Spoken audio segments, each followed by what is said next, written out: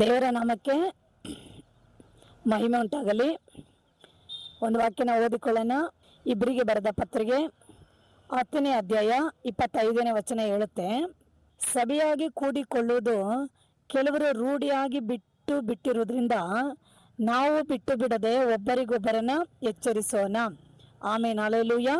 ದೇವ ಮಕ್ಕಳೇ, ಈ ವಾಕ್ಯದ ಮೂಲಕ ನಾವು ನೋಡ್ತೀವಿ, ಸಭೆಯಾಗಿ ಕೂಡಿ ಬರೋದನ್ನ ನಾವು ಏನು ಮಾಡಬಾರ್ದಂತೆ, ಬಿಟ್ಟು ಬಿಡಬಾರ್ದು. ಯಾಕೆಂದ್ರೆ ದೇವರ ಬರೋಣ ಬಹಳ ಸಮೀಪವಾಗಿದೆ. ಕಾಲವು ಒಟ್ಟಿನಾಗೆ ಆರಿಕೊಂಡು ಹೋಗ್ತಾ ಇದೆ. ಹಾಗಾಗಿ ಈ ಕೊನೆ ದಿನಗಳಲ್ಲಿ, ಅಂತ್ಯ ದಿನಗಳಲ್ಲಿ ಕರ್ತನ ಬರೋಣ ಬಹಳ ಬಹಳ ಬಹಳ ಸಮೀಪವಾಗಿದೆ. ಹಾಗಾಗಿ ನಾವು ಸಭೆಗಳಾಗಿ ಬಂದು ಕೂಡಿಕೊಳ್ಳಬೇಕು. ಸಭೆಗಳಾಗಿ ಒಂದು ನಾವು ಕೂಡಿಕೊಂಡು ಅಧಿಕವಾಗಿ ದೇವರನ್ನ ಹುಡುಕೋದ್ರದಲ್ಲಿ, ಆರಾಧಿಸೋದ್ರದಲ್ಲಿ, ಪ್ರಾರ್ಥಿಸೋದ್ರದಲ್ಲಿ, ಉಪವಾಸಗಳನ್ನು ಮಾಡೋದ್ರದಲ್ಲಿ, ದೇವ ಅಭಿಷೇಕದಲ್ಲಿ ತುಂಬಿ ಆರಾಧಿಸಿ ದೇವರ ವಾಕ್ಯಗಳಲ್ಲಿ ನಾವು ಬೆಳೆದು ಬಲಗೊಂಡು ಈ ರೀತಿಯಾಗಿ ಒಂದಾಗಿ ನಾವು ಕೂಡಿ ಬಂದು ಏನು ಮಾಡ್ಬೇಕಂತೆ, ದೇವರಲ್ಲಿ ಬೆಳೆದು ಬಲಗೊಂಡವರಾಗಿ ಎದ್ದೇಳಬೇಕು. ಯಾಕೆ ಗೊತ್ತಾ, ನಾವು ಆ ರೀತಿಯಾಗಿ ನಾವು ಆಯತವಾದ್ರೇ ದೇವರ ಬರೋಣದಲ್ಲಿ ನಾವು ಅವ್ರ ಮುಂದೆ ನಿಲ್ಲಲು ಸಾಧ್ಯ.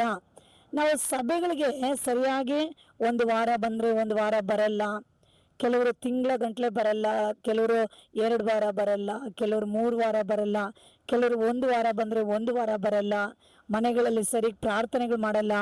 ಸಭೆಗಳಲ್ಲಿ ಯಾವ ಪ್ರಾರ್ಥನೆ ಕೂಟ ಇಕ್ಕಿದ್ರು, ನೈಟ್ ಕೂಟಗಳಿಕ್ಕಿದ್ರು ಯಾವುದಕ್ಕೂ ಜನಗಳು ಬರೋದೇ ಇಲ್ಲ. ಎಲ್ಲರೂ ಒಂಥರ ಅಲಕ್ಷ್ಯ ಮಾಡ್ತಾ ಇದ್ದೀರಾ. ದೇವರ ಆರಾಧನೆಗಳನ್ನ, ದೇವರ ಸಭೆಗಳನ್ನ, ಪ್ರಾರ್ಥನೆಗಳನ್ನ, ಈ ರೀತಿಯಾಗಿ ದೇವರ ಕಾರ್ಯಗಳನ್ನ ಒಂಥರ ಅಲಕ್ಷ್ಯ ಮಾಡ್ತಾ ಇದ್ದೀರಾ.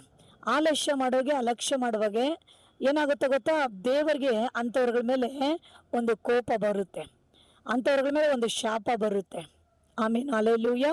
ಹಾಗಾಗಿ ಈ ಕೊನೆಯ ದಿನಗಳಲ್ಲಿ ಸಭೆಯಾಗಿ ನಾವು ಯಾವಾಗಲೂ ಏನು ಮಾಡ್ಬೇಕಂತೆ, ಬರೀ ಭಾನುವಾರ ಮಾತ್ರನೇ ಅಲ್ಲ, ಭಾನುವಾರ, ಶುಕ್ರವಾರ ಈ ರೀತಿ ನೈಟ್ ಪ್ರೇಯರ್ಗಳಲ್ಲಿ, ಸಂಜೆ ಪ್ರೇಯರ್ಗಳಲ್ಲಿ, ನಮಗೆ ಎಲ್ಲ ಸಮಯಗಳಲ್ಲಿ ಸಭೆಗಳಲ್ಲಿ ಏನೇನು ಆರಾಧನೆ, ಉಪವಾಸ ಕೂಟಗಳಿರುತ್ತೋ ಅವುಗಳೆಲ್ಲದ್ರಿಗೂ ನಾವು ಭಾಗವಹಿಸಬೇಕು.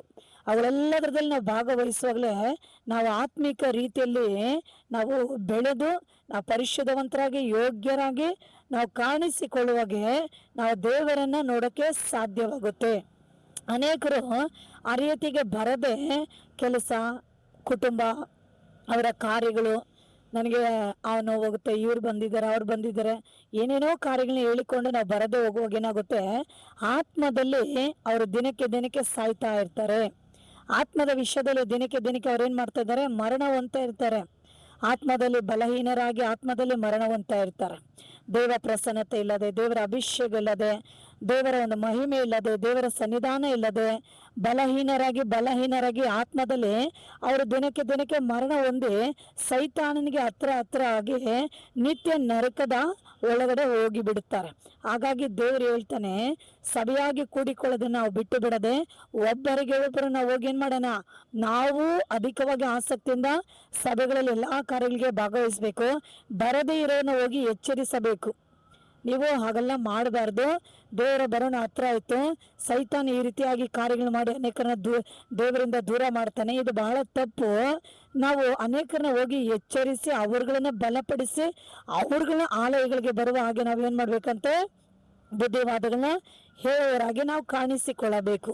ಯಾಕಂದ್ರೆ ಸೈತಾನಿಗೆ ತನಗಿರೋ ಕಾಲ ಸ್ವಲ್ಪ ಎಂದು ಮಹಾ ರೌದ್ರವುಳ್ಳವನಾಗಿ ದೇವ ಕುಟುಂಬಗಳ ಮೇಲೆ, ದೇವ ಜನಾಂಗಗಳ ಮೇಲೆ ಬಂದಿದ್ದಾನೆ. ಸಭೆಗಳಿಗೆ ಹೋಗಬಾರದು, ವಾಕ್ಯಗಳನ್ನು ಕೇಳಬಾರದು, ಪ್ರಾರ್ಥನೆಗಳಿಗೆ ಹೋಗಬಾರದು, ಪ್ರಾರ್ಥನೆಗಳು ಮಾಡಬಾರದು, ಕುಟುಂಬಗಳಲ್ಲಿ ಸಹ ಪ್ರಾರ್ಥನೆಗಳಿಗೆ ಎದ್ದೇಳಬಾರದು. ಲೋಕದ ಕಾರ್ಯಗಳಲ್ಲಿ, ಕುಟುಂಬದ ಭಾರಗಳಲ್ಲಿ, ಪ್ರಾಪಂಚಿಕವಾದ ವಿಷಯಗಳಲ್ಲಿ ಅವರುಗಳ ಮನಸ್ಸುಗಳನ್ನ ಚದರಿಸಿ ಸೈತನ ಹಾಗೆ ಅನೇಕರನ್ನ ಹಿಂಜರಿಸುತ್ತಾ ಇದ್ದಾನೆ. ಇದು ಹಾಗೆ ಆಗ್ತಾ ಏನಾಗುತ್ತೆ ಅಂದರೆ, ಅವರ ಜೀವಿತದಲ್ಲಿ ದೇವರನ್ನ ಕಳ್ಕೊಂಡು ನರಕದ ಬಾಗಿಲಿಗೆ ಹೋಗಿ ಅವ್ರಿಗಳೇನು ಮಾಡಬೇಕು, ಸೇರಬೇಕಾಗುತ್ತೆ. ಹಾಗಾಗಿ ಈ ಕೊನೆಯ ದಿನಗಳಲ್ಲಿ ಏನು ಮಾಡಬೇಕು, ಪ್ರತಿಯೊಬ್ಬರು, ನಮ್ಗೆ ಎಷ್ಟೇ ಹೋರಾಟಗಳಿದ್ರು, ಕಷ್ಟಗಳಿದ್ರು, ಸಮಸ್ಯೆಗಳಿದ್ರು, ಸಾಲಗಳಿದ್ರು, ಏನೇ ಪ್ರಾಬ್ಲಮ್ಗಳಿದ್ರು ಅವೆಲ್ಲ ಎರಡನೇದು. ಅದೆಲ್ಲ ನಾವೇನು ಮಾಡಬೇಕು, ಅದೆಲ್ಲ ನಾವು ತಲೆಗೆ ಹಾಕ್ಕೊಂಡು ಅದನ್ನೇ ಯೋಚಿಸಿ ನಾವು ಚಿಂತೆ ಮಾಡ್ಕೊಂಡು ಕೂತ್ಕೊಂಡಿದ್ರೆ ಪ್ರಾಬ್ಲಮ್ ಸಾಲ್ವ್ ಆಗೋದಿಲ್ಲ. ಅವುಗಳ ಮಧ್ಯದಲ್ಲಿ ನಾವು ಅತಿ ಆಸಕ್ತಿವಂತರಾಗಿ ದೇವರನ್ನ ನಾವು ಹುಡುಕಿ ಬರುವಾಗೆ ದೇವರು ನಮ್ಮನ್ನೇನು ಮಾಡ್ತಾನೆ, ಬಲಪಡಿಸ್ತಾನೆ. ನಮ್ಮ ಮುಖಾಂತರವಾಗಿ ಎಲ್ಲ ಕಾರ್ಯಗಳಿಗೂ ಒಂದು ಬಿಡುಗಡೆನ ಕೊಟ್ಟು ದೇವರ ಆಶೀರ್ವದಿಸಲು ಶಕ್ತನಾಗಿರ್ತಾನೆ. ದೇವರನ್ನೇ ಆತುಕೊಳ್ಳಬೇಕು, ಆತನ ಮೇಲೆ ಪರಿಪೂರ್ಣ ಭರವಸವಿಡಬೇಕು. ಆತನ ಎಲ್ಲವನ್ನು ನಮಗೆ ಮಾಡಲು, ಬಿಡುಗಡೆ ಕೊಡಲು, ನಡೆಸಲು ಆತನ ಶಕ್ತನಾಗಿದ್ದಾನೆ. ಆಮೇಲೆ ಅಲ್ಲೆಲ್ಲೂಯ್ಯ. ಹೀಗಾಗಿ ಕೊನೆ ಕಾಲದಲ್ಲಿ ಬಲಹೀನರಾಗಿರ್ಬೇಡ್ರಿ, ಆಲಸ್ಯವಾಗಿರ್ಬೇಡ್ರಿ, ಕೇರ್ಲೆಸ್ ಆಗಿರ್ಬೇಡ್ರಿ. ಕೂತಿರೋ ಜಾಗದಲ್ಲಿ ಕೂತ್ಕೊಂಡು ಮಾತಾಡಬೇಡಿ. ನೀವು ಅಂತ ಒಂದು ಮಲಗಿರೋ ಆಶ್ರಯಗಳನ್ನ ಬಿಟ್ಟು ಎದ್ದೇಳಬೇಕು, ಕೂತಿರೋ ಸ್ಥಳಗಳನ್ನ ಬಿಟ್ಟು ಎದ್ದೇಳಬೇಕು. ದೇವರ ಕಾರ್ಯಗಳಿಗೆ ಪ್ರಥಮ ಮುಖ್ಯ ಸ್ಥಾನಗಳನ್ನ ಕೊಟ್ಟು ದೇವರನ್ನ ನಾವು ಈ ರೀತಿಯಾಗಿ ಹುಡುಕಿ ನಾವು ಹೋಗುವಾಗೆ ದೇವರು ನಿಮ್ಮನ್ನ, ನಿಮ್ಮ ಕುಟುಂಬನ, ನೀವು ಮಾಡೋ ಕೆಲಸ ಕಾರ್ಯಗಳಲ್ಲಿ ಸಮೃದ್ಧಿಯಾಗಿ ನಿಮ್ಮನ್ನ ಆಶೀರ್ವದಿಸ್ತಾನೆ. ಸೈತಾನಿಗೆ ಸ್ಥಳ ಕೊಡಬೇಡ್ರಿ, ಸಭೆಯಾಗಿ ಕೂಡಿಕೊಳ್ಳೋದನ್ನ ಬಿಟ್ಟು ಬಿಡಬೇಡ್ರಿ. ಬರದೇ ಇರೋನ ಎಚ್ಚರಿಸ್ರಿ.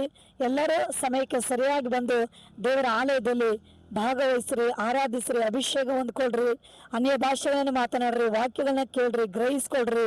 ಹೊರಗಡೆ ಹೋಗಿ ಅನೇಕರಿಗೆ ಆತ್ಮ ಆದಾಯಗಳನ್ನ ಮಾಡೋರಾಗಿರ್ರಿ. ಸೈತಾನ ಕ್ರಿಯೆಗಳಿದ್ದ ಜನಗಳನ್ನ ಬಿಡಿಸಿ ದೇವ್ರ ಕಡೆ ನಡೆಸೋರಾಗಿರ್ರಿ. ಪರಲೋಕ ರಾಜ್ಯಕ್ಕೆ ಆಶೀರ್ವಾದಗಳನ್ನ ಕೂಡಿಸಿಕೊಳ್ರಿ. ಕರ್ತನ ಬರೋಣಕ್ಕೆ ನೀವು ಆಯತವಾಗಿರಿ. ಯೇಸು ನಿಮ್ಮ ಸಂಗಡ ಇದ್ದು ನಿಮ್ಮನ್ನ ನಡೆಸಲು ಶಕ್ತನಾಗಿದ್ದಾನೆ. ಈ ವಾಕ್ಯ ಕೇಳಿಕೊಂಡಿರುತ್ತೆ ಎಲ್ಲ ಪ್ರಿಯರೇ, ದೇವರು ನಿಮ್ಮನ್ನ ಆಶೀರ್ವದಿಸಲು. ಜ್ಞಾನವಂತರಾಗಿರ್ರಿ, ಬುದ್ಧಿವಂತರಾಗಿರ್ರಿ. ಅಜ್ಞಾನಿಗಳಾಗಿದ್ದು ಲೋಕದ ಪ್ರಕಾರವಾಗಿ ಹೋಗ್ಬೇಡ್ರಿ. ದೇವರ ಕಡೆ ಪೂರ್ಣವಾಗಿ ಗಮನ ಕೊಟ್ಟು ಮನಸ್ಕೊಡ್ರಿ. ಸಣ್ಣ ಪ್ರಾರ್ಥನೆ ಮಾಡಿಕೊಳ್ಳೋಣ. ಆಮೇಲೆ ಹಲ್ಲೆಲೂಯಾ. ಸ್ತೋತ್ರ ಸ್ವಾಮಿ. ದೇವಾ, ಈ ವೇಳೆಯಲ್ಲಿ ಈ ವಾಕ್ಯ ಕೇಳಿಕೊಂಡಿರುತ್ತೆ ಎಲ್ಲ ಮಕ್ಕಳಿಗಾಗಿ ಸ್ತೋತ್ರಪ್ಪ. ಯಾರು ಬಲಹೀನರಾಗಿ ಹೋಗಿ ಬಿಡದೆ, ಯಾರು ಕುಗ್ಗಿ ಹೋಗಿ ಬಿಡದೆ, ಹಿಂಜಾರಿ ಹೋಗಿ ಬಿಡದೆ, ಯಾರು ಸ್ವಾಮಿ ಆಲಕ್ಷ್ಯವಾಗಿ ಜೀವಿಸದೆ, ಈ ಕೊನೆ ಕಾಲದಲ್ಲಿ ಅಂತ್ಯದ ದಿನಗಳಲ್ಲಿ ಎಲ್ಲರೂ ಅತಿ ಆಸಕ್ತಿಯಿಂದ ಜಿಂಕೆಯಾಗಿ ಜಿಗಿದು ನಿನ್ನ ಆಲಯಗಳಿಗೆ, ಆರಾಧನೆಗಳಿಗೆ, ಪ್ರಾರ್ಥನೆಗಳಿಗೆ ಬಂದು ಭಾಗವಹಿಸ್ಬೇಕಪ್ಪ.